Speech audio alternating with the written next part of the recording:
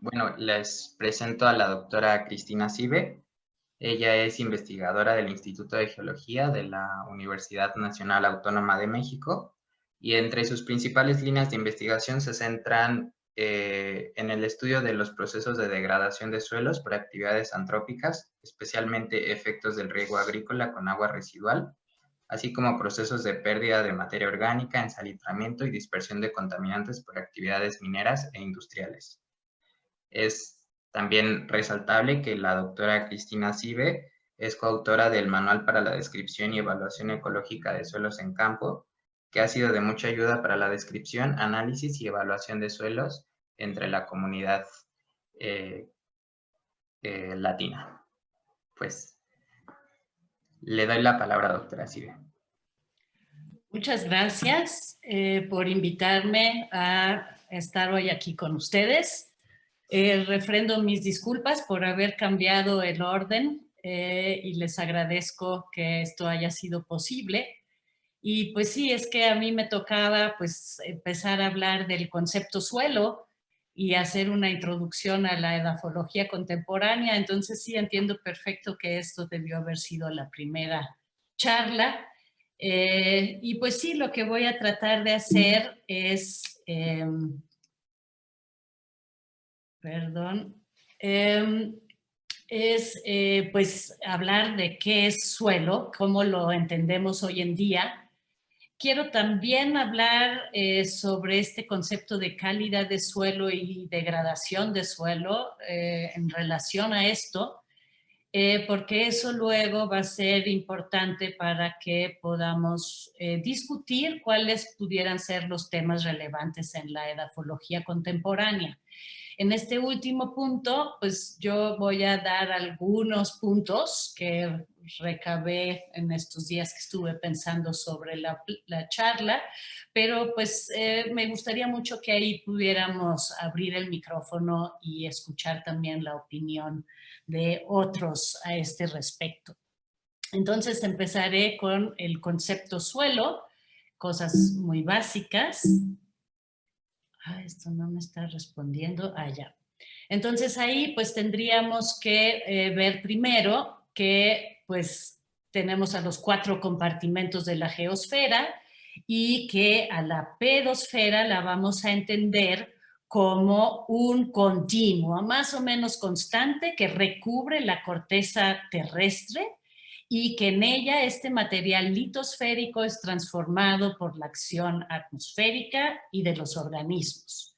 Entonces, esto es lo primero que tenemos que recordar. Pedosfera es un continuo, o sea, no tiene límites discretos, sino más bien va a ir cambiando conforme nos movemos sobre la corteza terrestre gradualmente.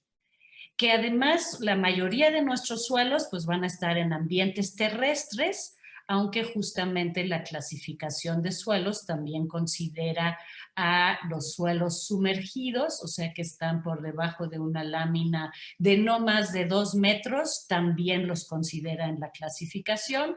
Y finalmente que también podemos esperar que ocurran procesos de interacción entre la litosfera y la hidrosfera y la biosfera, pues en cualquier sedimento marino o en un cuerpo de agua dulce. Entonces, vamos otra vez a recordar que el suelo es una zona de interacción. Ahora hacemos un acercamiento. Y como es un continuo más o menos constante, el primer problema que tienen los que estudian los suelos es que requieren de, pues, hacer agujeros o calicatas y en esos van a observar a la pedosfera y que normalmente pues solo está a la vista una sección, la sección que podemos descubrir cuando hacemos una calicata. Y pues eso es justamente lo que vamos a conocer como nuestro perfil del suelo.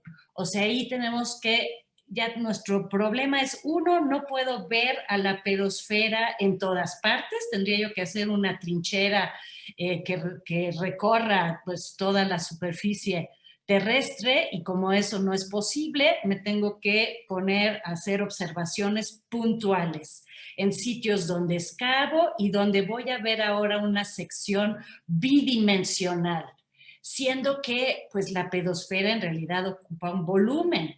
Y ese volumen es lo que entendemos bajo pedón, o sea, conceptualmente lo que veo en un perfil, que es una sección bidimensional, lo convierto en un volumen y por convención hemos dicho que eso se le llama pedón y que va a representar a 1 metro cuadrado en superficie. Entonces, me pongo a describir mi perfil y voy a analizar que tiene, pues, capas a las que llamamos horizontes y que tienen propiedades morfológicas distintas. Yo puedo en campo reconocer estas diferencias, veo rasgos que tienen color, agregación, consistencia, pedregosidad, etcétera, y con base en esas diferencias vamos delimitando capas distintas a las que llamamos horizontes, que convencionalmente las nombrábamos con letras del abecedario, A, B, C, D, y después agregamos el O para el material orgánico que está en superficie, le llamamos R a la roca consolidada, y entonces empezaron a surgir otros términos como el mantillo, que es en realidad los horizontes O y A, el solum, que es la parte de la pedosfera que ha sido transformada por los procesos de interacción, que son los procesos pedogenéticos, y a esto le llamamos el solum, que normalmente son los horizontes A y B. Luego hay este concepto del regolito que manejan sobre todo los geólogos, en donde hablan de todo el material no consolidado que recubre a la roca consolidada.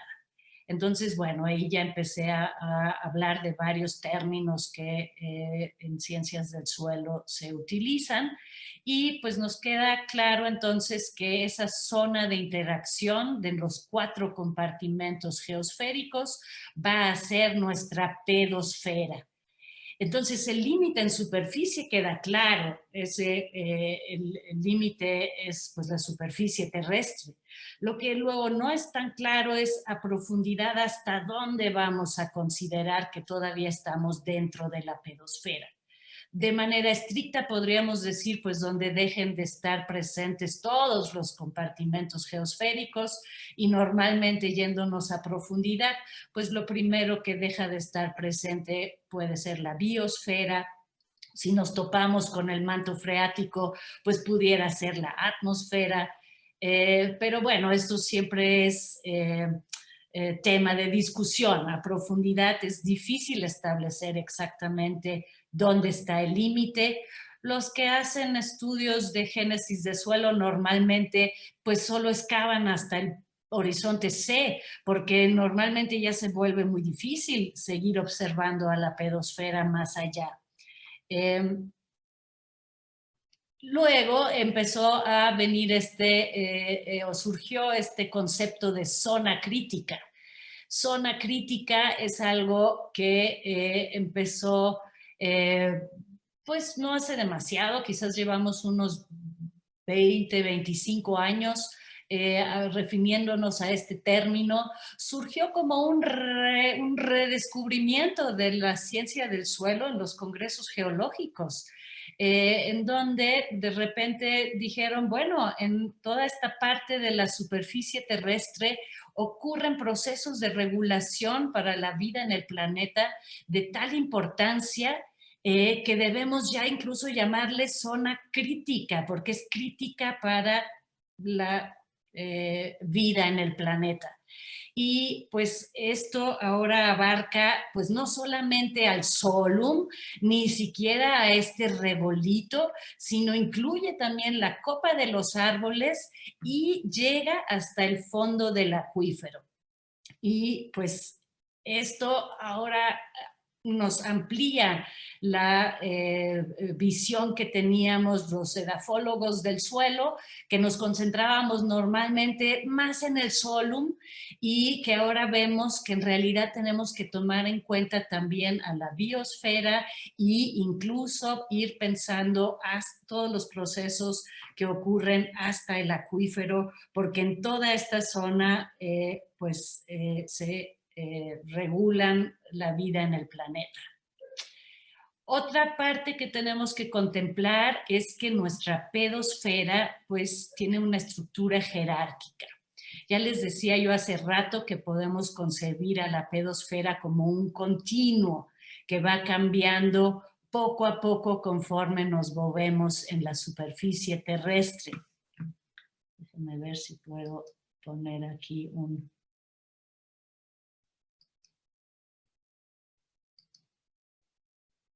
para rojo. A ver, ¿se ve?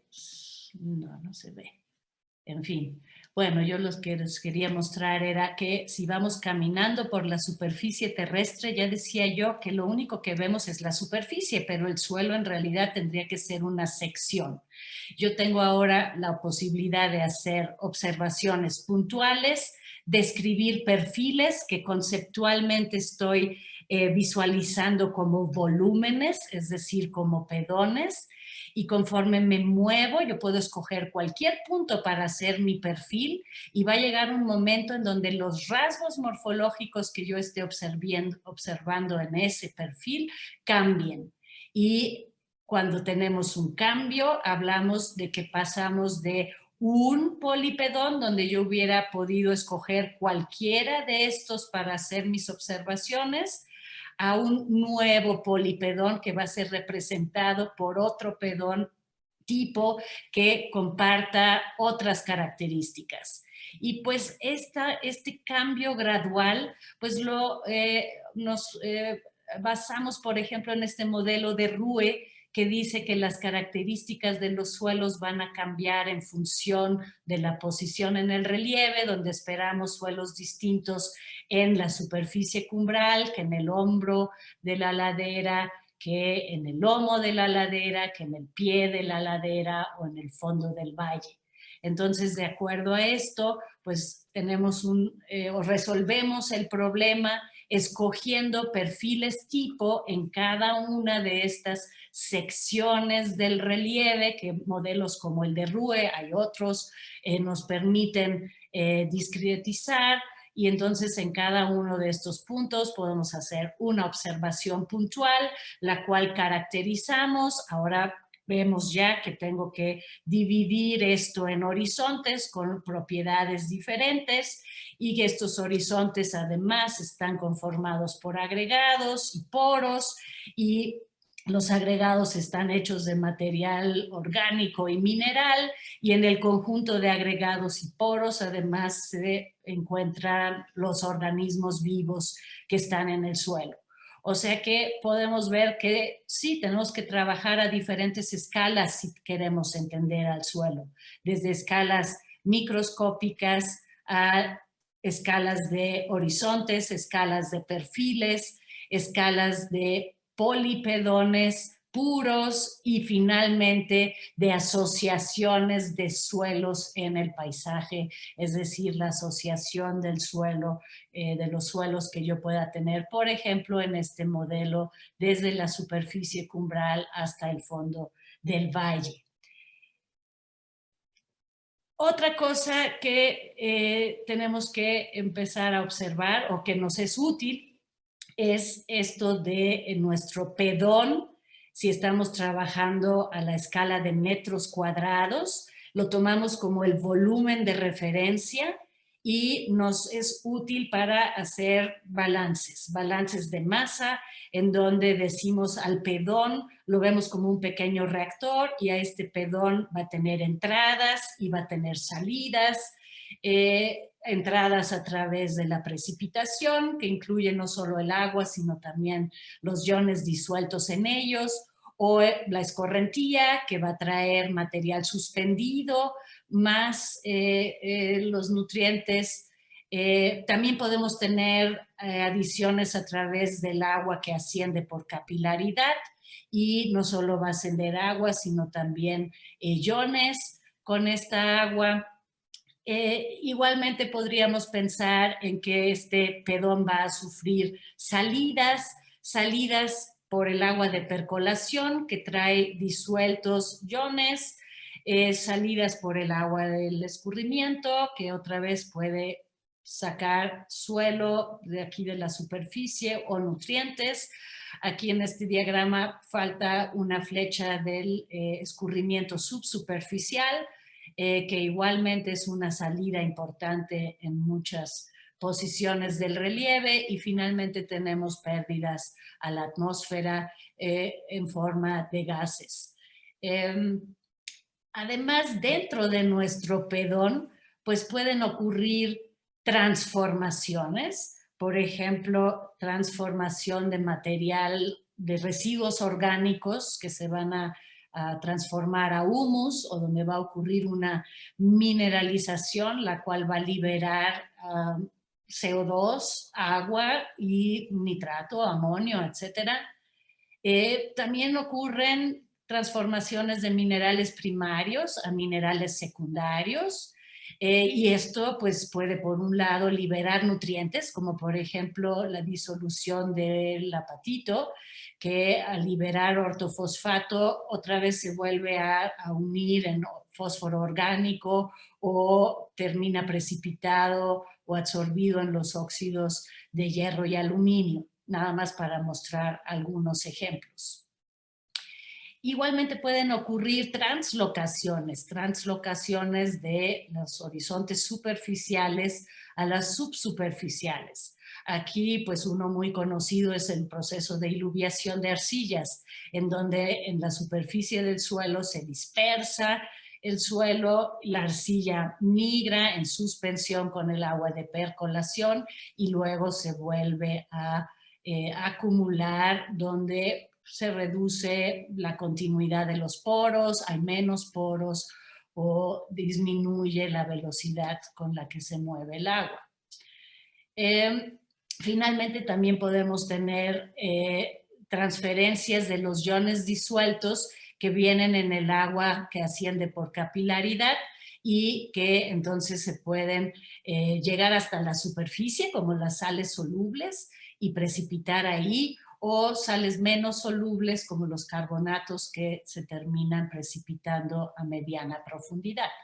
O sea, este modelo de Simonson lo que nos ayuda es a ver al suelo como un pequeño reactor. Y como hablaba yo, la pedosfera es un continuo más o menos constante. Si yo quisiera usar una aproximación de balance de masas, pues es muy difícil de hacerlo en algo que en realidad no tiene límites discretos, pero conceptualmente se los imponemos al usar volúmenes de referencia. Si trabajamos a escala de pocos metros cuadrados, el pedón va a ser nuestro volumen de referencia. Si estamos trabajando a escala de paisaje, podríamos usar al polipedón como el volumen de referencia. Y tendríamos que cuantificar su área, pero a través de descripciones de perfiles tipo podríamos fijar cuáles serían los límites entre horizontes y entonces usar estos conceptos para poder pues realizar balances y entender cómo están funcionando nuestro volumen de referencia, y además lo podemos ligar con los vecinos, tanto cuesta arriba como cuesta abajo.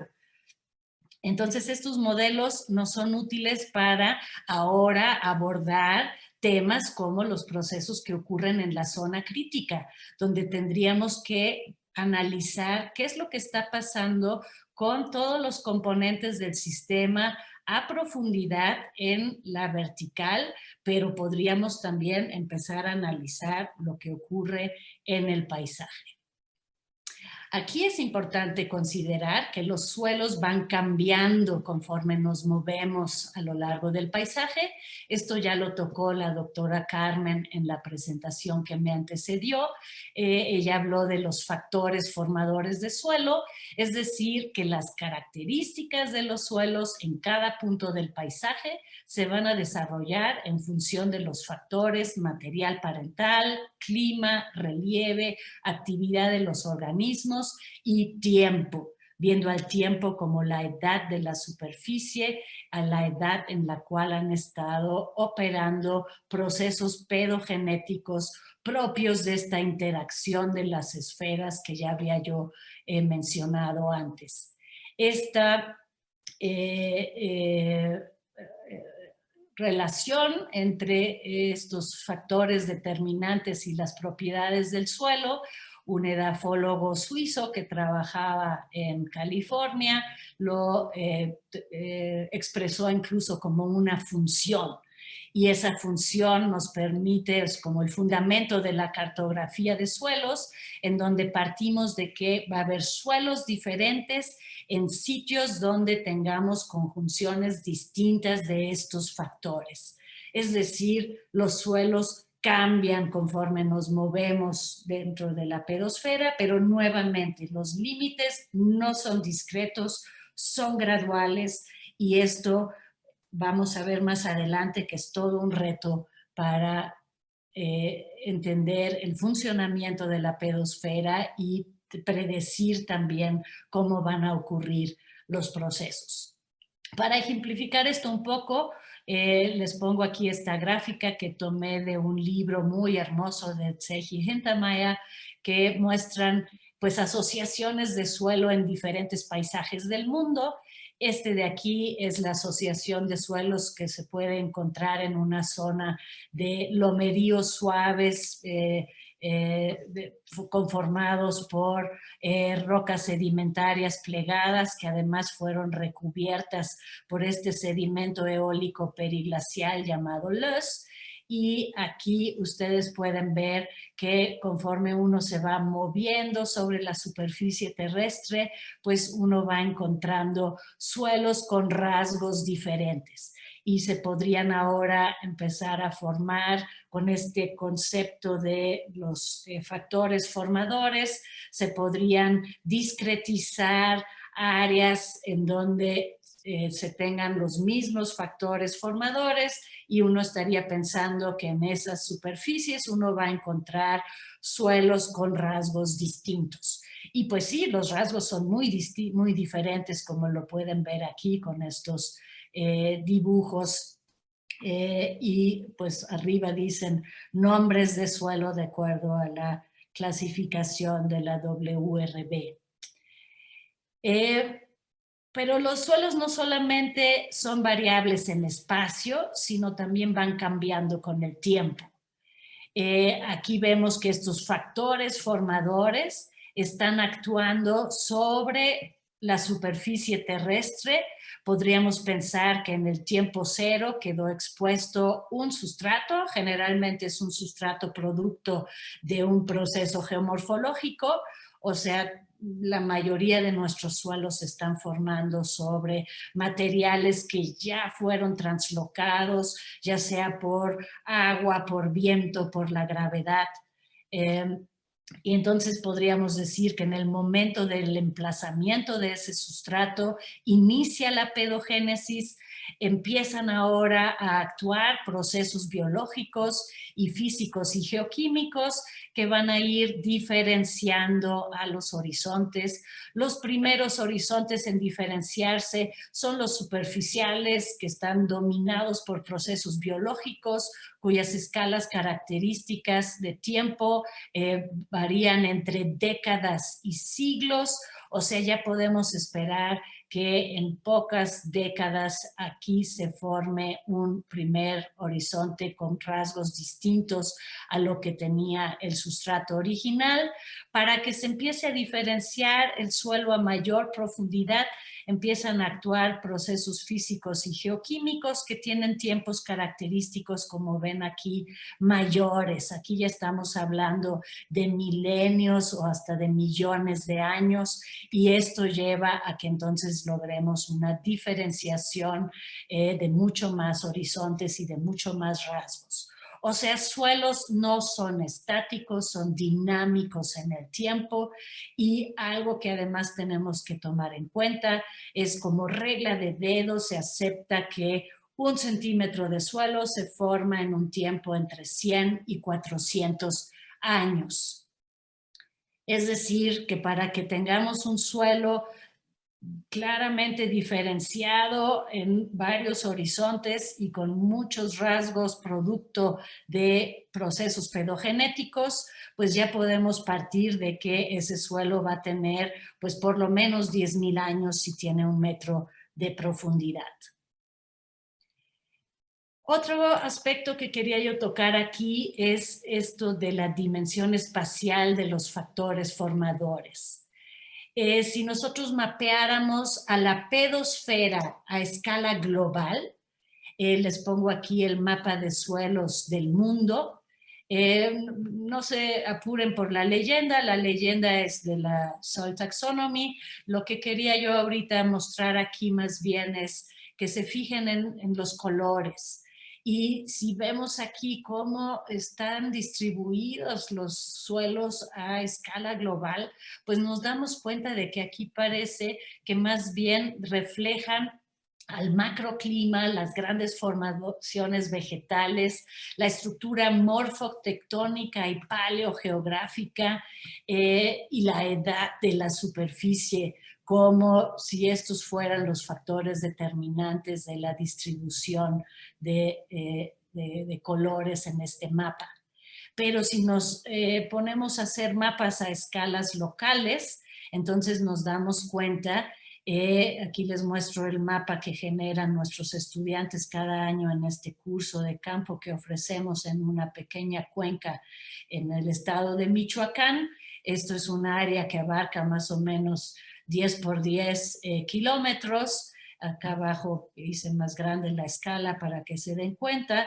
Es una cuenca hidrográfica que tiene pues laderas con inclinaciones importantes, y luego tiene pues rampas de pie de monte, un deslizamiento en masa que ocurrió aquí, una zona de lomeríos que se asoma por acá, y luego la parte de los suelos en los valles. Y pues ahí claramente vemos que es más bien el relieve y eventualmente el material parental, producto de procesos geomorfológicos, el factor que contribuye mayormente a la diferenciación de suelos a esta escala de observación. Hemos encontrado también que el microclima, o sea, la exposición de la ladera, si está expuesta al norte o al sur, influye para diferenciar suelos diferentes, y claramente se observa que la actividad humana también toma un papel muy importante a una escala local.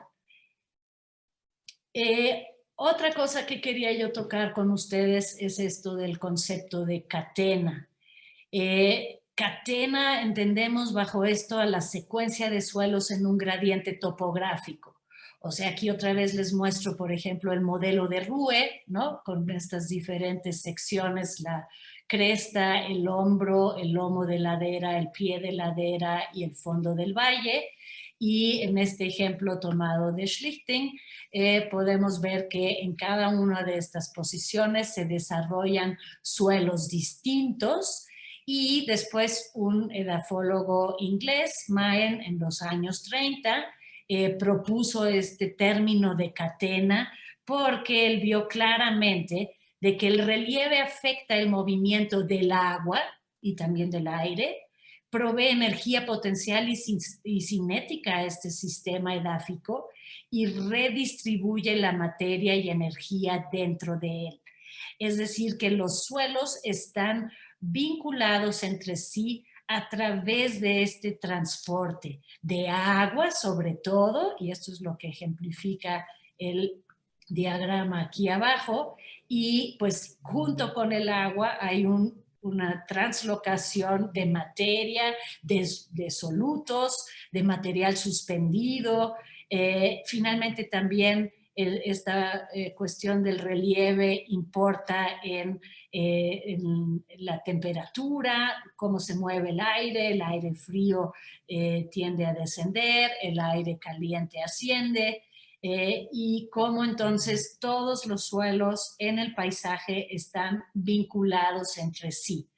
Si así observamos a los paisajes edáficos, pues nos damos cuenta de que es necesario integrar la morfología de la ladera, la estratigrafía, la hidrología, junto con los rasgos que observamos en los suelos cuando nos vamos moviendo sobre la superficie terrestre, y entonces empezamos a entender que los suelos son un sistema de funcionamiento morfopedológico, es decir, hay una estrecha relación entre relieve y suelos.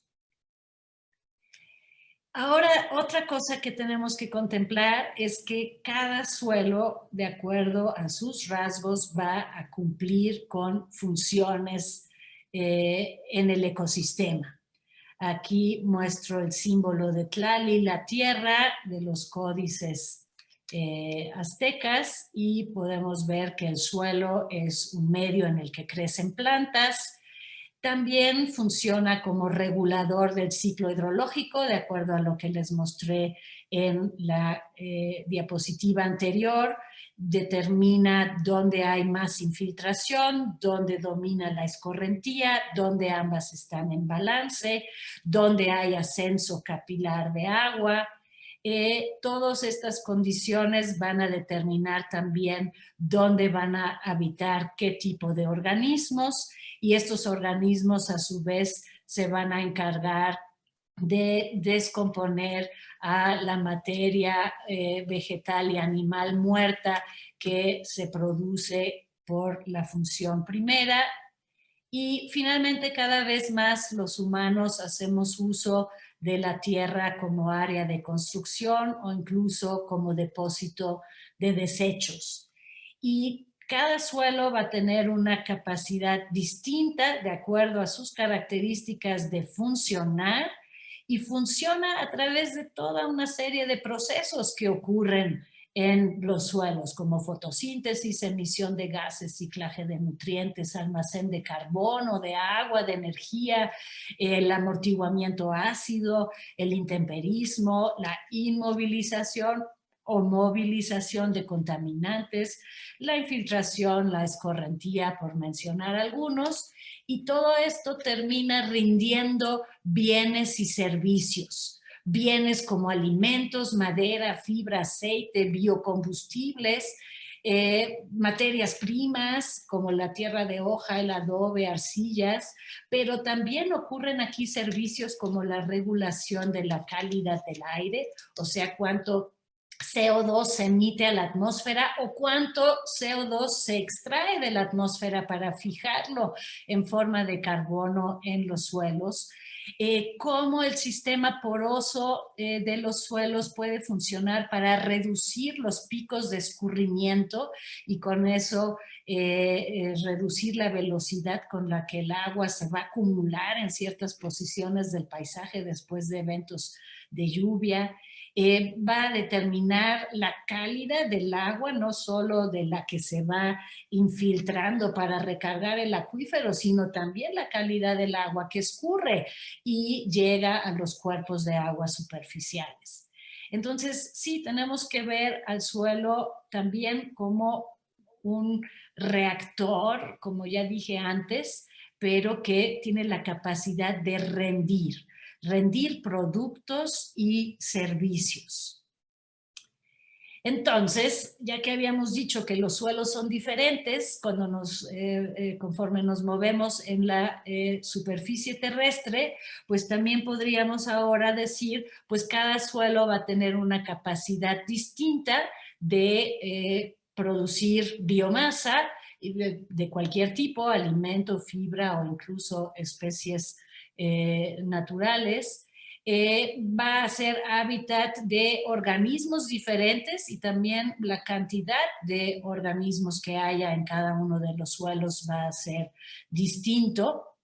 Va a actuar de manera distinta en la recarga del acuífero, por ejemplo, y también va a tener capacidades distintas de soportar infraestructura.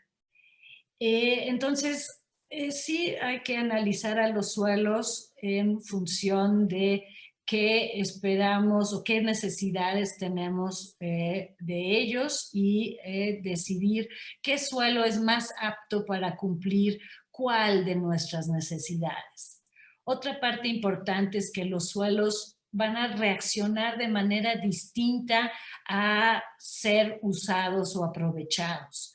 Va a haber suelos, o ya dijimos que los suelos tienen edades diferentes, entonces igual que niños y adolescentes y adultos mayores tienen necesidades distintas, pues lo mismo es con los suelos. Hay suelos fuertes que pueden resistir cualquier cambio sin que se deterioren, pero hay otros que parecen como muñequitas de porcelana, que si uno altera los equilibrios naturales, se degradan muy rápidamente y pues hay suelos con características tan especiales que requieren también de un manejo adecuado a estas características.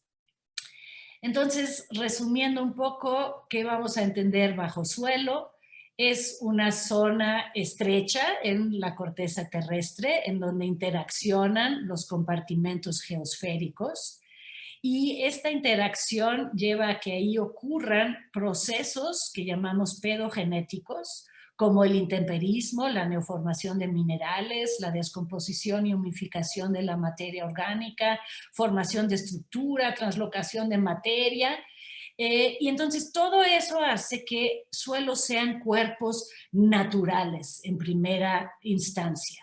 Claro que están sujetos a ser utilizados y manejados por el hombre y que ese uso y manejo pues debería ser adecuado a las características que estos cuerpos naturales tienen en el espacio y considerando además que son dinámicos en el tiempo.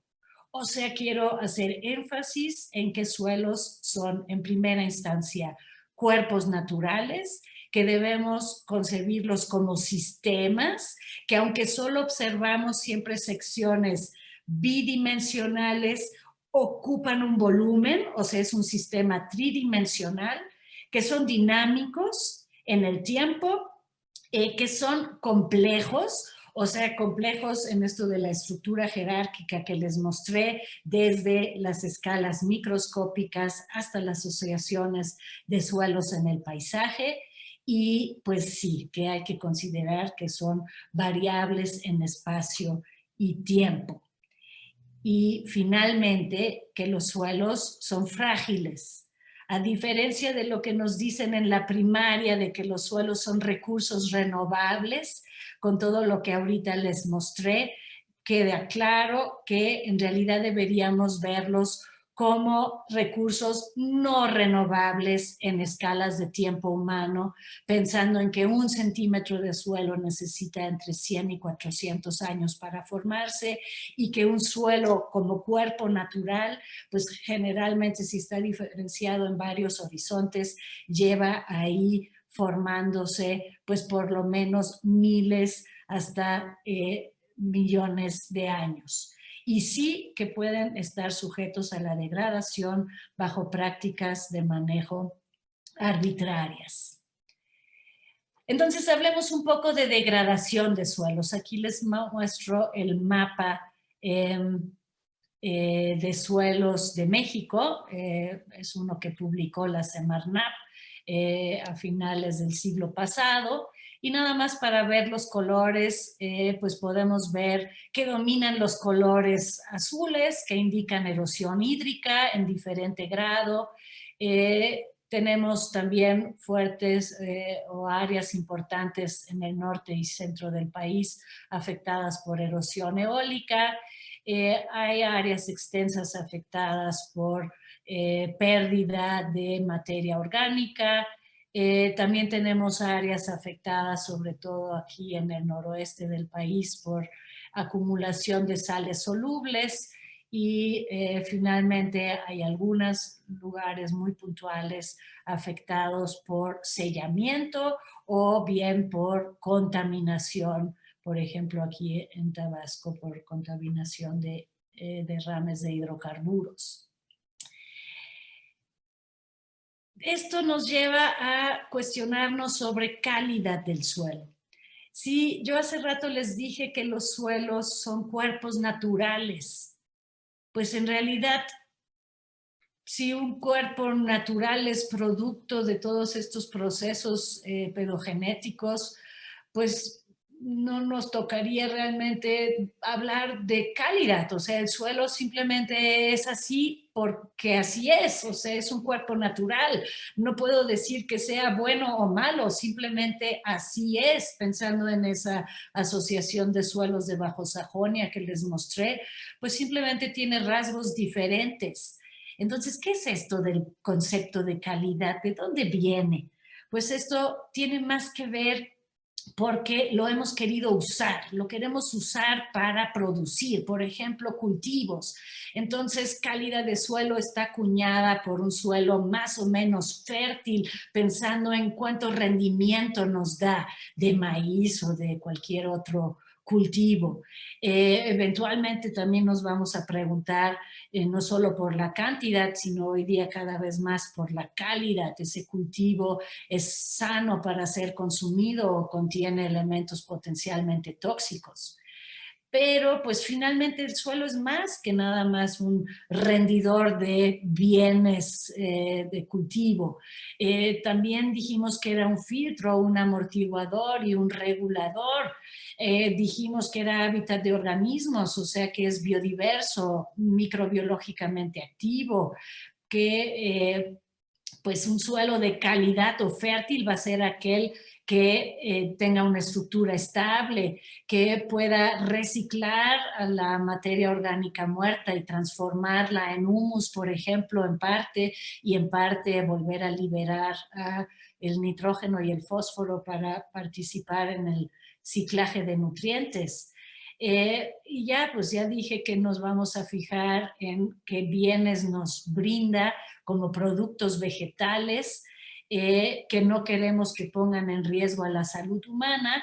Y ahora que cada vez usamos al suelo más como sitio o soporte de infraestructura, incluso se empieza a preguntar uno que un suelo de calidad es aquel en donde pues se pueda poner un jardín de niños o un parque público sin que alguien que ingiera directamente al suelo esté en riesgo de enfermarse. O sea, calidad de suelo es un concepto pues más amplio ahora, ya no solamente está acuñado para usarlo como para la agricultura, sino se define ahora como la capacidad de un suelo específico de funcionar dentro de los límites de ecosistemas naturales o manejados para promover la productividad vegetal y animal, mantener o incrementar la calidad del aire y del agua y apoyar la salud y la habitación humana. Esta es la definición que hoy día da el Soil Quality Institute.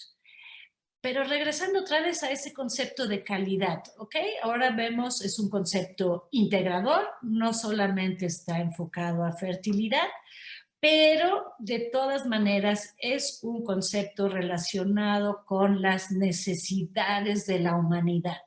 O sea, es un concepto en donde estamos viéndonos pues de manera muy egocéntrica como los dueños del planeta y que vamos a utilizar a todos los suelos para satisfacer a nuestras necesidades. Entonces, si lo vemos así, en degradación del suelo tendría que estar claramente relacionado con definirlo como una disminución del funcionamiento que un suelo específico, un cuerpo natural con sus rasgos por naturaleza que tiene, por dónde está, por hace cuánto tiempo que están interactuando ahí los factores formadores, lleva a tener ciertos rasgos y que ahora llegaron los humanos a utilizarlo y por utilizarlo cambiaron la forma en cómo ese cuerpo natural estaba funcionando. O sea, es importante que acuñemos a la degradación del suelo en función de las actividades humanas, porque un suelo natural simplemente es como es y no tenemos ni por qué decir que eso sea bueno o malo, es así por naturaleza. No hay suelos buenos y malos. Lo que sí hay es suelos que han sido utilizados o intervenidos por las actividades humanas y que por razón de esto han cambiado sus rasgos y también su manera de funcionar. Entonces, con esto, pues yo he cumplido, espero, lo que querían de mí, de poner sobre la mesa conceptos, qué es suelo, cómo es complicado o complejo estudiarlo, justo porque tiene esta estructura jerárquica y porque solo podemos siempre observar porciones, no lo podemos contemplar como ese continuo que es. Estamos obligados a excavar, a ver solo secciones bidimensionales, a tomar muestras y después a partir de estas muestras de volvernos a referir a un volumen que ocupan los suelos en el paisaje, de entender además que los suelos están interactuando entre sí como las cadenas, los eslabones de una cadena, etcétera. Y pues acuñé también estos términos de calidad y de degradación, porque creo que es necesario que tomemos conciencia de que calidad siempre va a ser un concepto que viene de nuestro sesgo utilitario particular. Y bueno, habiendo dicho esto, pues quiero empezar a hablar de cuáles son entonces los retos de la edafología contemporánea. Cuando yo empecé a estudiar ciencias del suelo en los años 80, pues me mostraban este marco y pues decía, ok, lo primero que tienes que entender es, como ya dijimos, los suelos varían en función de los factores formadores, entonces vamos a tener suelos distintos en cada posición en el paisaje, sobre los cuales va a estar actuando un estado del tiempo particular en el periodo vegetativo. Esto le va a otorgar características de sitio como luz, calor, espacio radical, agua, aire, nutrientes, presencia de sustancias tóxicas, y esto va a definir para qué se puede utilizar el suelo. Y el uso del suelo pues va a estar determinado no solo por la calidad de sitio, sino también por la situación socioeconómica y las posibilidades tecnológicas para poder aprovecharlo. Y la gran pregunta es si el uso de suelo que se otorga a una unidad particular de paisaje en función de los rasgos que tiene por esta interacción de los factores formadores, si esto se va a mantener así durante el tiempo, si es sostenible ese uso de suelo, si el suelo es resiliente a la forma, a las intervenciones a las que está sujeto, o si es vulnerable a ser degradado. O sea, en el siglo pasado, yo me atrevo ahora a decir, aunque mi profesor quizás me jale las orejas por ser ahora tan pragmática, en el siglo pasado las ciencias del suelo estaban enfocadas a la geografía de suelos, a entender la distribución de suelos en el paisaje para hacer herramientas de mejorar la cartografía de suelos, entender la génesis de suelos, por qué hay qué tipos de rasgos en dónde, a caracterizarlos, sobre todo en la caracterización química y física y mineralógica, sobre todo con métodos que involucraban romper la agregación o el arreglo natural que los suelos tienen en el paisaje, de llevarse muestras alteradas al laboratorio para, con métodos destructivos, caracterizarlos. O sea, eso fue y hubo un aporte muy importante, obviamente, en todas esas décadas para justamente lograr una mejor caracterización de los suelos y luego, pues para usar este conocimiento para la agricultura, mucho más que para la forestería. O sea, tenemos mucho más número de publicaciones en donde estábamos enfocados a pues hacer una caracterización de los suelos para satisfacer usos agrícolas y menos para hacer análisis forestales o de otro tipo de usos. Y si ahora nos vamos a cuál sería la edafología contemporánea, pues yo ahora propongo, y quiero abrir la discusión a esto, es que tenemos que pues irnos moviendo de solamente describir a los suelos a cada vez más y mejor entender procesos y los procesos no solo en el solum, sino ya con una perspectiva más de la zona crítica, o sea, desde la copa de los árboles hasta la base del acuífero. También a entender mejor estas interrelaciones y las interconexiones de los suelos en el paisaje y de no olvidar que el suelo es dinámico en el tiempo. O sea, son retos que son pues más complejos porque pues no podemos excavar calicatas para llegar hasta el fondo del acuífero, no podemos hacer trincheras que nos permitan analizar los procesos a lo largo del paisaje, no nos podemos regresar ni adelantar en el tiempo, sobre todo pensando que el desarrollo de suelos pues excede a cualquier vida humana. Entonces sí, estos son retos de la edafología contemporánea que además vamos a usar esta comprensión de procesos para poder predecir el comportamiento a partir de lugares puntuales, extrapolar a áreas no visitadas o no exploradas, también a predecir cómo se va a comportar en el tiempo. O sea, estamos buscando herramientas para modelar a la pedosfera. Y tenemos ahora que ya no usar, hay muchos modelos ya para la zona crítica, pero en muchos de ellos el solum entero es una sola caja negra. Y nosotros ahora ya sabemos que hay que separarlo en horizontes diferentes. Tendríamos que fijar estas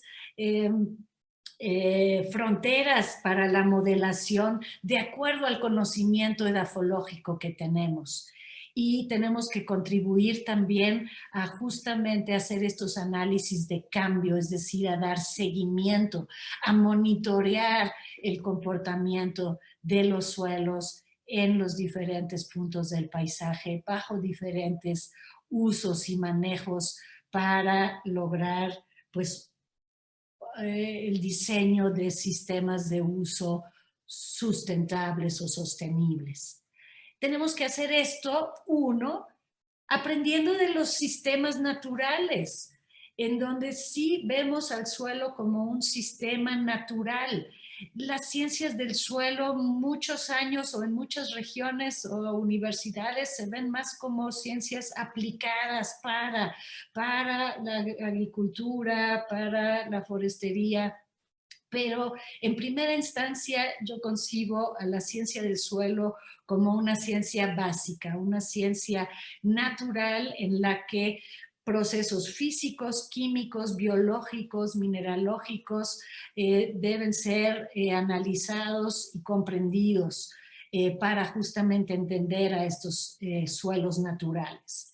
Una vez que entendamos mejor a los sistemas naturales, pues podemos ahora empezar a analizar también a los sistemas manejados, lo que ahora se empieza a llamar como el socioecosistema, o sea, incluyendo a la actividad del hombre, de los humanos, y también los diferentes aspectos relacionados con estas actividades, como temas de propiedad, temas de acceso a mercados, temas de acceso a tecnologías, el conocimiento acumulado a lo largo de generaciones que lleva a realmente diseñar a estos sistemas de manejo.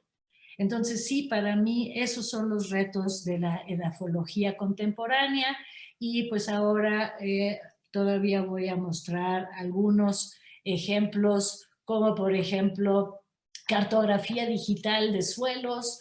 O sea, ahora ya no, o sea, seguimos teniendo observaciones puntuales, debemos de seguir haciendo descripciones de suelo en el campo y su muestreo, y con estas observaciones puntuales, más todas estas herramientas que ahora nos permiten asociar pues mapas temáticos de todas las covariables, o sea, de los factores formadores. Tenemos que crear ahora modelos predictivos que nos permitan mejorar esa delimitación de los polipedones puros, de las asociaciones de suelos en el paisaje. Esto es todo un reto porque pues no nada más se trata de en un sistema de información geográfica empalmar todos estos mapas temáticos, terminas teniendo un confeti de polígonos, pero necesitas tener un modelo para reagrupar ese confeti de polígonos y necesitas tener herramientas para poder agruparlos nuevamente. Y ahí es donde ahora se están haciendo pues muchos intentos diferentes para mejorar estos modelos y con esto mejorar los mapas. Tenemos además que tener mapas a todas las escalas, porque el uso de suelo finalmente se da a escala 1 a 1 en el terreno, pero hay procesos como cambio climático que requieren de tener una visión global. Entonces sí, tenemos que empezar a pensar cómo debemos de expresar estas diferencias entre suelos y de asociaciones de suelo en función de la escala. Y ahí yo estoy viendo de que hay personas que se están ocupando, por ejemplo, de proponer sistemas de clasificación, no tanto de pedones, sino de asociaciones de suelo, lo cual me parece un tema muy interesante. Luego, por el otro lado, a escala 1 a 1, pues tenemos esas aplicaciones en la agricultura de precisión, que están teniendo un avance muy importante, y también todas las aplicaciones que dan seguimiento a los suelos. Por ejemplo, pérdida de materia orgánica. Tenemos que estarle dando seguimiento a si estamos perdiendo o con las medidas de mitigación y de captura de carbono, si realmente estamos logrando incrementar el contenido de materia orgánica. Y pues esto requiere de tener observaciones puntuales que se puedan extrapolar, tener una manera cómo extrapolarlas y además de darle seguimiento en el tiempo. Además, los diferentes usuarios ya requieren de mapas temáticos. Ya no nos interesan nada más mapas de unidades de suelo de acuerdo a la clasificación, nos interesa tener mapas de contenido de materia orgánica, contenido de arcillas, pHs o otros rasgos particulares que sean interesantes para un uso específico. Luego, otros temas de la edafología contemporánea están, por ejemplo, en la hidropedología, o sea, estas herramientas como la tomografía computarizada que nos ha permitido visualizar al espacio poroso, a ver exactamente qué poros tienen continuidad y cuáles no, y de qué tamaño son, nos lleva a poder modelar de manera distinta a los flujos matriciales y los preferenciales, y hacer modelos de movimiento del agua vertical y horizontal y a todas las escalas.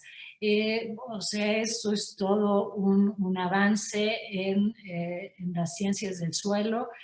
También todos la investigación alrededor de la agregación del suelo, que está avanzando muchísimo en diferenciar diferentes tamaños de agregados, y que estos agregados, los grandes, además están compuestos por meso y microagregados, y cuáles son los determinantes de la estabilización de cada uno de estos agregados en diferentes suelos. Pues sí, es todo un tema de la edafología contemporánea. En el área de la química de suelos, pues también nuevas técnicas espectroscópicas nos han permitido pues entender mucho mejor cómo está hecha esta materia orgánica humificada. Es muy complejo. Además hay una interacción estrecha entre estas fases orgánicas y las minerales, y esto lo estamos apenas empezando a comprender. Esto es básico para, por ejemplo, la agregación, que tanto les interesa a los físicos de suelo, y también hay áreas de oportunidad en todo lo que son los contaminantes emergentes y su comportamiento en los suelos.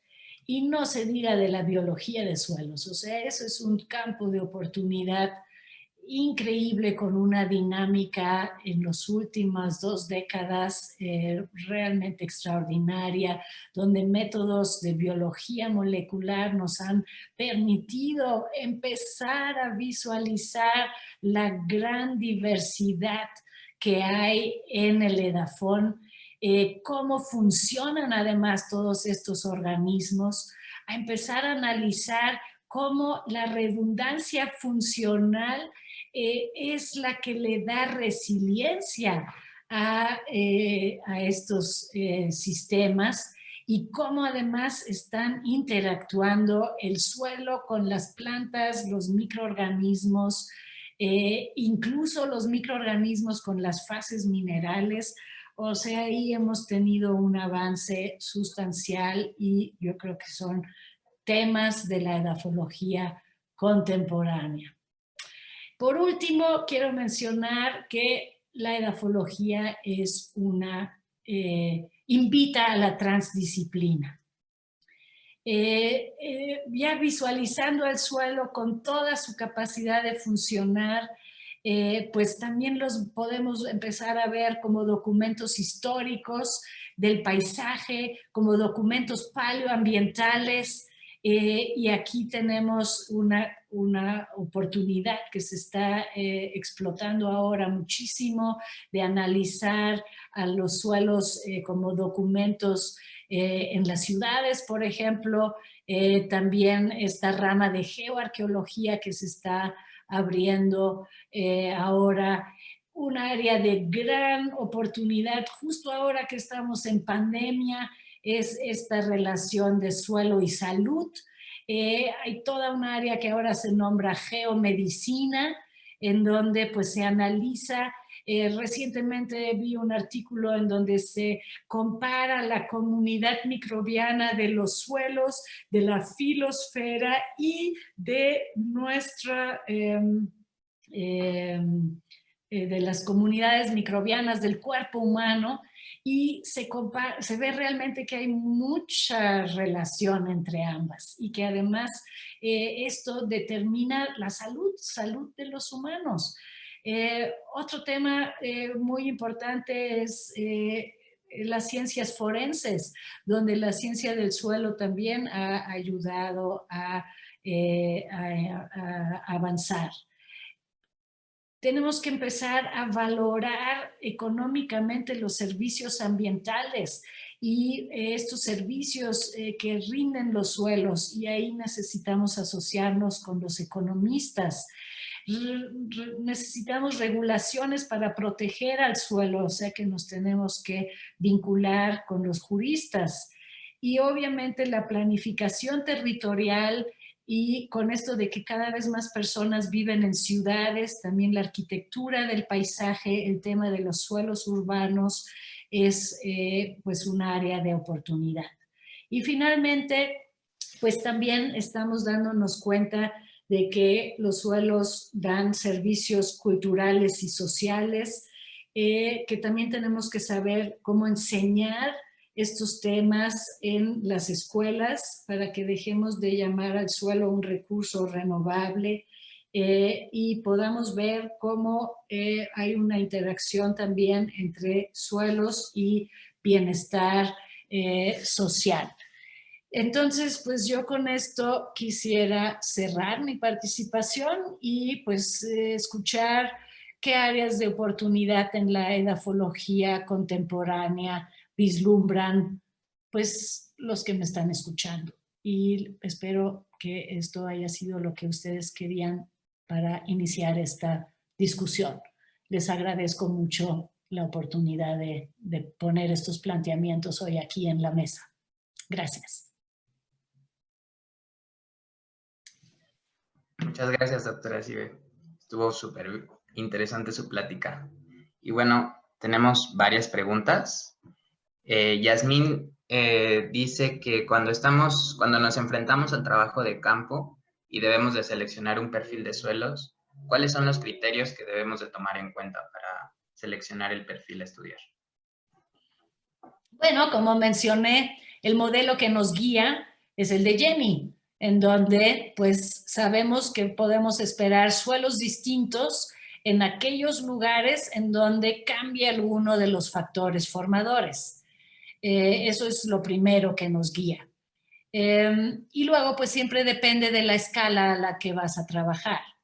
Sí, por eso les mostré esta lámina de los factores formadores en función de la escala. O sea, si mi escala es regional, entonces me voy a fijar en el macroclima, en las estructuras geológicas, mientras que si mi escala es local, pues me voy a fijar en la posición en el relieve, en el uso del suelo, etcétera. Y obviamente siempre va a depender de cuál es mi objetivo, por qué quiero estudiar al suelo. O sea, tengo que reflexionar sobre eso primero para definir la escala y en función de eso escoger con qué criterios voy a seleccionar los sitios de muestreo. Muchas gracias. También nos pregunta sobre si existe alguna legislación que proteja la funcionalidad de los suelos, esto supongo a nivel nacional o incluso alguna a nivel internacional. Bueno, a nivel nacional no hemos avanzado. A nivel internacional sí hay algunos países que han logrado establecer la protección y la conservación de los suelos con base en sus funciones ecológicas. Un ejemplo que yo conozco es Alemania. O sea, en Alemania eso está establecido desde ya la Carta Magna y sí está basado en la multifuncionalidad de los suelos. Muchas gracias. Carlos Bonilla nos pregunta sobre si usted tiene conocimiento acerca de los bancos de firmas espectrales y su aplicación para poder hacer cartografía a nivel pequeño campesino como una herramienta rápida de determinación de nutrientes. Bueno, yo lo he utilizado en el grupo de trabajo lo hemos usado para mapear salinidad, ¿no? Suelos afectados por sales. Y pues sí, obviamente hay varias aplicaciones para hacer uso de firmas espectrales de retomadas desde sensores remotos, pero ahí recuerdo que, los hago recordar a ustedes de que pues un sensor remoto solamente te refleja lo que hay en la superficie del suelo.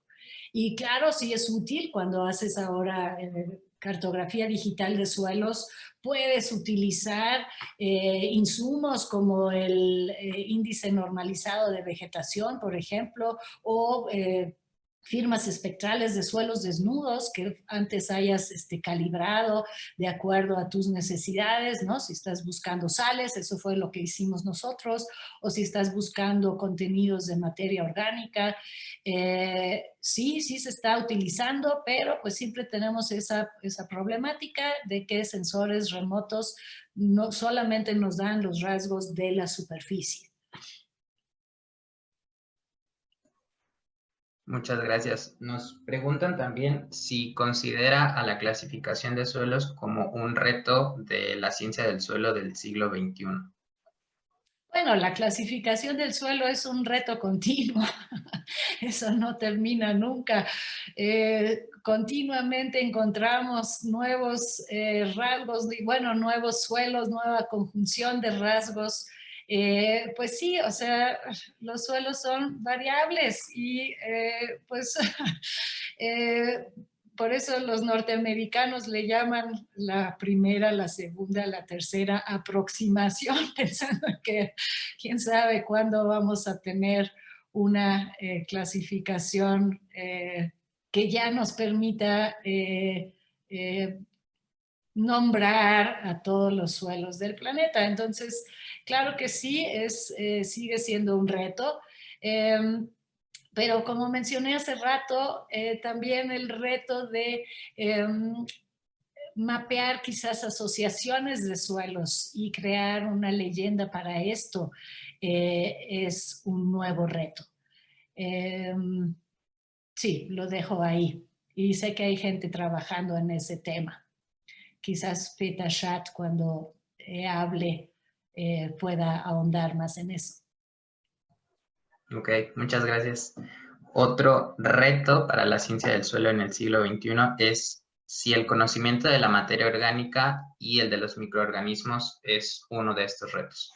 Por supuesto, o sea, más bien las nuevas herramientas, tanto espectroscópicas como de biología molecular, nos están abriendo bueno, nos asomábamos antes a través de un agujerito como la hendidura de la llave de la puerta y estas herramientas nos están abriendo una perspectiva increíble. Y también estas nuevas herramientas computacionales, ¿no? De la bioinformática que nos permiten pues analizar toda esta cantidad de datos que obtenemos de las secuenciaciones, o sea, de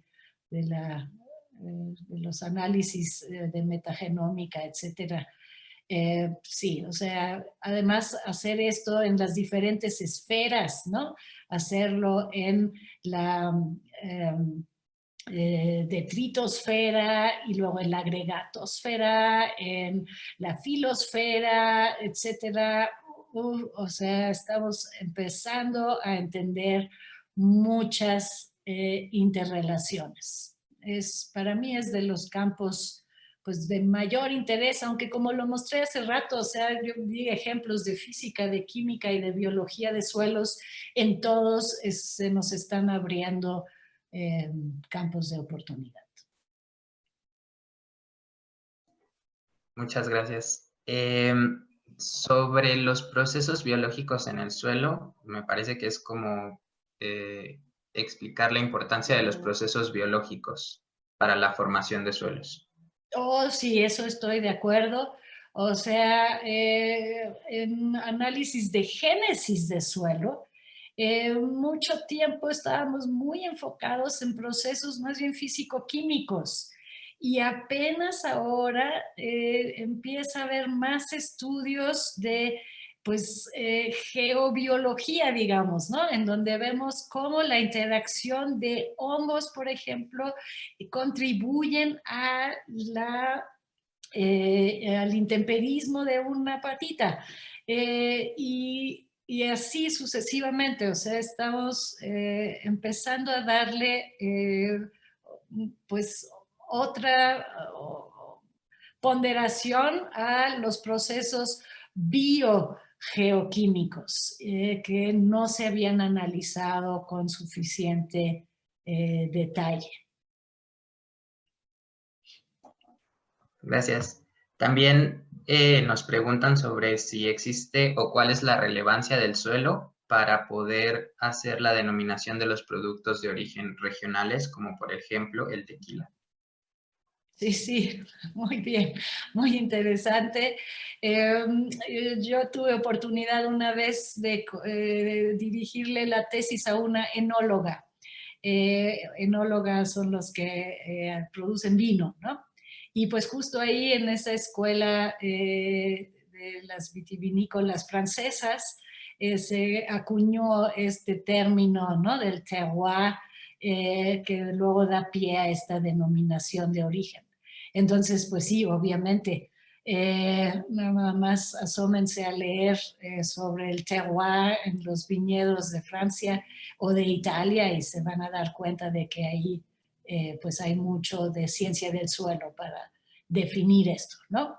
Y pues lo mismo entonces podríamos empezar a explorar para pues diferentes productos que cambian de propiedades en función de propiedades gustativas, ¿no? En función de pues condiciones de calidad de sitio, que finalmente es ese el término, ¿no? O sea que suelo es parte de este complejo sistema de terreno, del terroir, que yo en el manual es a lo que le llamo la calidad de sitio.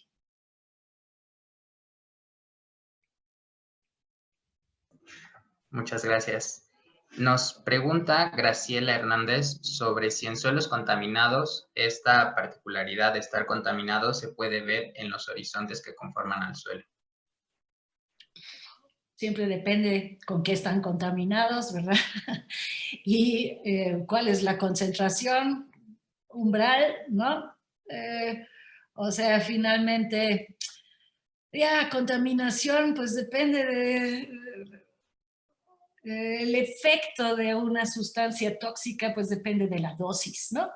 Y hay algunas sustancias tóxicas que en dosis muy pequeñitas causan efecto. Y pues esa dosis puede ser tan pequeñita que macroscópicamente en una descripción en donde estoy visualizando los horizontes, pues no vea yo esos rasgos. En cambio, hay otros contaminantes que pues sí están en cantidades tan grandes presentes que sí los pudiera yo ver reflejados en los horizontes. Pero más bien lo que yo creo que es lo importante es conocer qué rasgo, o sea, qué propiedades tienen los horizontes y cómo esas propiedades determinan el comportamiento del contaminante.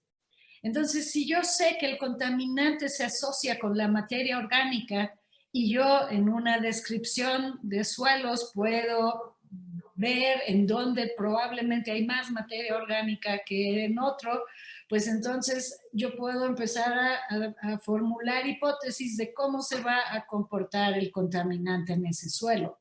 Si en el subsuelo tengo coloraciones rojas y veo que eso, o sea, yo sé que coloraciones rojas tienen algo que ver con presencia de óxidos de hierro y mi contaminante tiene una afinidad por los óxidos de hierro, entonces yo puedo por ese rasgo decir, pues va a estar inmovilizado en los óxidos de hierro.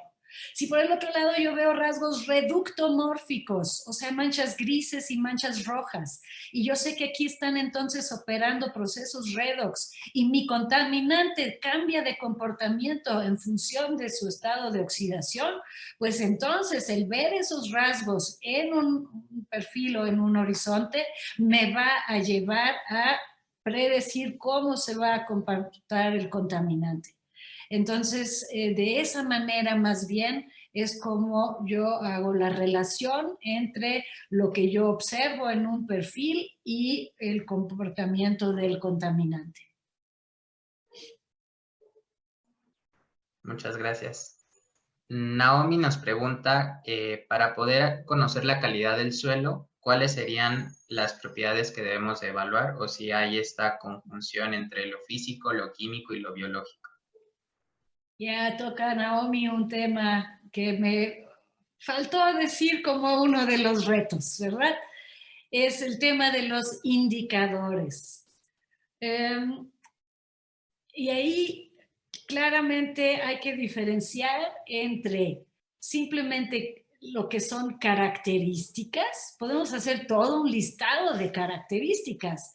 Le podemos analizar muchos rasgos a los suelos, químicos, físicos y biológicos.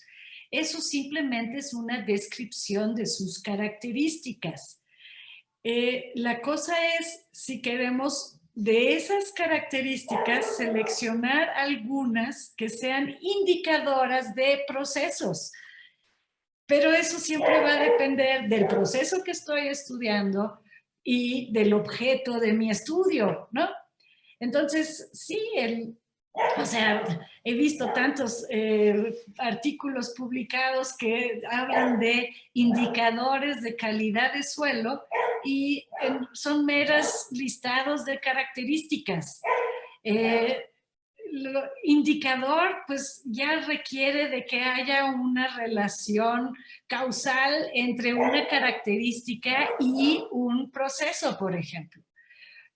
Y pues ahí también, entonces hay que empezar a reflexionar sobre qué rasgos son indicadores de qué procesos, o quizás tengo que agrupar varias características y con eso conformar a mi indicador. O sea, siempre va a depender de qué quiero que indique, y además tengo que probar que esas características que seleccioné o la manera en cómo las integré realmente funcionan como indicador.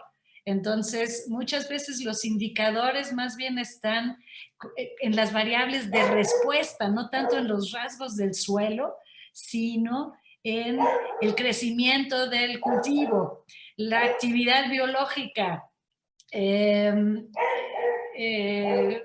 no sé, la calidad del agua que llega finalmente al acuífero. Entonces hay que reflexionar, ¿no? Sobre eso y no crear nada más meros listados de características. Gracias. María del Mar Ruiz nos pregunta sobre enfrentándonos ante el problema del cambio climático, ¿qué podemos hacer desde el suelo? Bueno, pues ahí hay muchísimos literatura al respecto de que justo suelo es o bien almacén de carbono o se puede convertir en fuente de carbono. Y también es lo mismo de puede almacenar compuestos nitrogenados o puede empezar a ser fuente de óxidos nitrosos o de metano a la atmósfera, etcétera. Entonces, pues sí, el reto está en entender justo esta interacción, cuando un suelo más bien captura y extrae de la atmósfera estos gases con efecto invernadero o cuando el suelo se convierte en fuente. Y pues eso depende de sus rasgos y de su manejo. Y pues en ese sentido, pues sí, o sea, se está planteando que un mejor manejo del suelo puede contribuir de manera, pues sí, importante a reducir emisiones. O sea, el IPCC ya ha cuantificado cuál es la contribución de diferentes usos de suelo a la presencia de gases de efecto invernadero. Y no solo es la agricultura, o sea, también es el uso y manejo de residuos, que muchos de esos terminan en el suelo y requieren de un análisis, ¿no?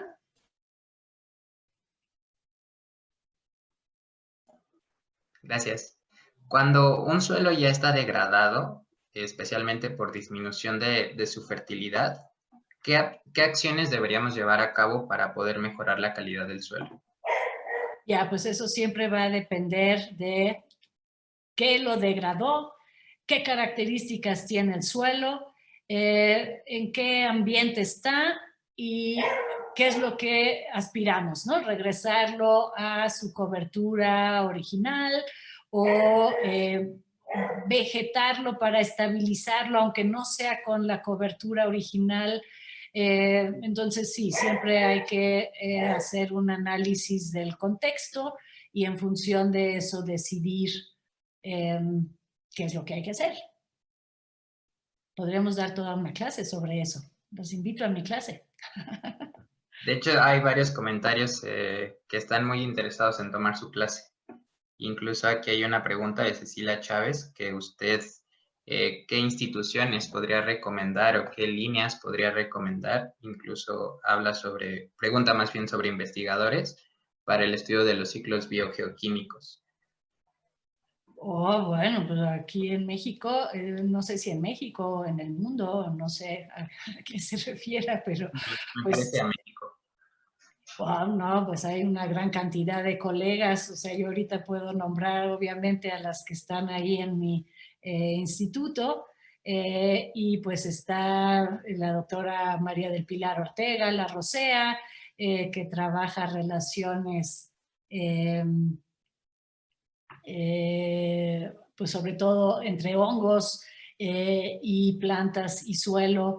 Está la doctora Rocío Alcántara, que trabaja también con pues, bacterias sobre todo y hongos y ciclos biogeoquímicos en ambientes suelo-agua. Pero pues en el colegio de posgraduados hay varios colegas, en el INECOL hay colegas, no sé, o sea, podría ahorita nombrar a muchísimos. Más bien, lo que recomiendo a Cecilia es que ella haga una búsqueda en la Web of Science, en donde ella pues ponga las palabras clave de qué exactamente le interesa, ¿no? De los ciclos biogeoquímicos. O sea, está también gente de aquí en Morelia, ¿no? El doctor Felipe García Oliva, el doctor Bruno Chávez, que también está en nuestro instituto. No sé, o sea, lo que hay que hacer es meterse en el Web of Science, poner palabras clave de qué exactamente me interesa y ver quién ha publicado recientemente. Y si quieres saber de México, pues le pone además México. Y nos van a aparecer ahí nombres de colegas que recientemente han trabajado esos temas. Y entonces ya se pone a ver pues cómo los contacto, ¿no? Y a ver qué proyectos vigentes tienen y y, y listo. Muchas gracias, doctora. Pues creo que ya respondimos la mayoría de las preguntas. También estamos ya casi cercanos a terminar esta plática. Entonces, pues hubo muchos agradecimientos tanto en Facebook como aquí en el chat de Zoom. Les gustó mucho la plática. A mí también me encantó muchísimo. Estuve muy interesado. Y pues muchas gracias, doctora, por acompañarnos y por habernos dado esta plática. No, al contrario, yo celebro esta iniciativa que ustedes han tenido.